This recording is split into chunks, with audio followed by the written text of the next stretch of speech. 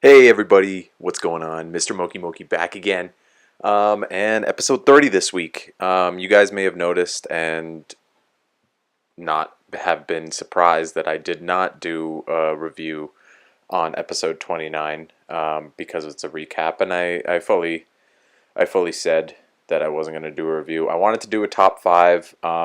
Somebody mentioned to me who would be my top five legacy characters that I would want to return.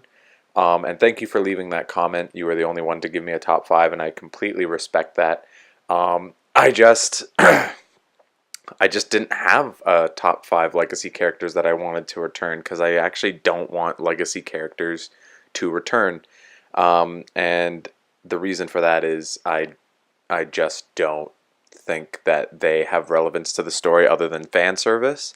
And I feel like that was part of the reason why Arc 5 failed so hard near the end. And that's my opinion. If you don't think so, then feel free to feel your opinion and have your opinion. But that's my opinion. So yeah, just moving away from that, a little bit about the recap episode. The one important thing that I think that we learned was the name of Kusanagi's brother, Jin. And Jin's a very easy name to remember, so that's awesome. I just still didn't feel like it was worth making a 10-minute review on.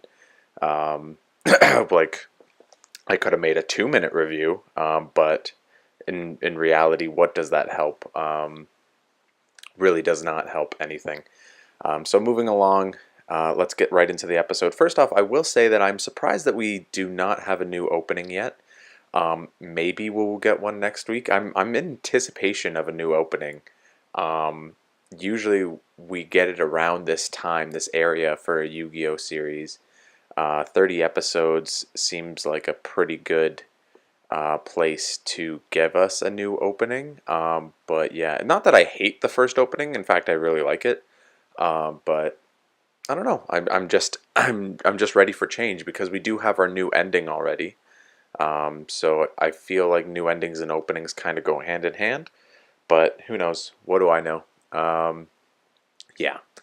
Uh, Now I'll start off with the guy from Soul Technologies. I still have not memorized his name, but he honestly looks like a witch.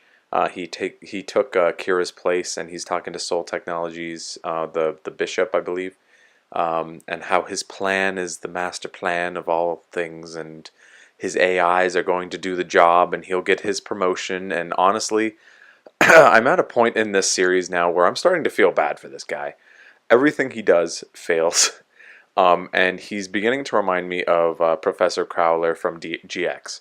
Like, yeah, I'll get you again, Jaden. Yeah. But like honestly, that's what he seems to me. He seems like this villain that no matter what he does, we're just seeing glimpse of his life just to be like, wow, he's really like a failed villain. He's not really so much a villain as he is just trying to do a job, you know? Like, he seems like a dick, and he is. And he's like just down talking everybody. And it's just funny that like everything bad happens to him. He honestly reminds me of like a 60s Skeletor. Um, where he's just like, I just want to be evil. um, but that being said, like he's, I think it's just shown for comedy purposes. Hopefully, Soul Technologies does something soon because it seems like we're seeing glimpses of them, but like they're taking a big backseat. These AI duelists have not done jack squat, and they're supposed to be like great at dueling. And I guess we didn't really get the answer to what was like beating them in duels this episode, or like deleting them. I assume it was something to do with the core of the Knights of Hanoi. But I don't know. Whatever Yusaku was feeling. We get more of Yusaku's link sense. Hopefully we get more into that. I think it has more connections to do with how he was like captured and forced to duel. Maybe they gave him a link sense in that era, or maybe the reason that they captured Yusaku and these other children was because they had the link sense. Who knows? Um, but that being said, I have to go and talk about the revolver situation right now because last episode I was thinking that, or episode 28, I should say, it it did not really talk about how like was the white haired guy actually Revolver, or and I was thinking that he wasn't because I thought that when we saw Revolver in like real life that that he had darker hair, so I didn't think that the white hair was him. Then somebody pointed out to me the hand mark on his hand, but yeah, so that makes me think that okay, so maybe it is Revolver. And I'm a man who can admit that when he's wrong. I had no idea. I didn't even notice the hand mark when I first did my review. Like it was so quick. Um, so yeah, it's most likely Revolver right now. Um, if it isn't, it isn't, but it's most likely leaning towards that right now. And we got to see him at the hot dog stand this episode, so that was awesome. And he didn't really like, he just got a hot dog, and it made it seem like things were a little eerie because like he knows that they were there. But he says like, no, this will be my last time visiting. Um, and yeah, so there's like a little dialogue there. It's interesting. Like he didn't really want to let on that he knew, and I think if it was Revolver, he didn't want to let on that he knew to Spectre either while he was talking. Um, so yeah, whatever Revolver has planned to do with like the Link Vrains core. Um, yeah, so then we get some diverging plots with Emma going after quote unquote treasure. Um, like Yusaku needs to like fulfill like his desire to find out what was going on in Link Vrains because of his link sense. So they cross paths, and then they have to go on a crossroads. So obviously Playmaker goes left because Emma wants to go right. And I have to say that the Destiny Draw thing with Ignis or AI, it was actually pretty funny.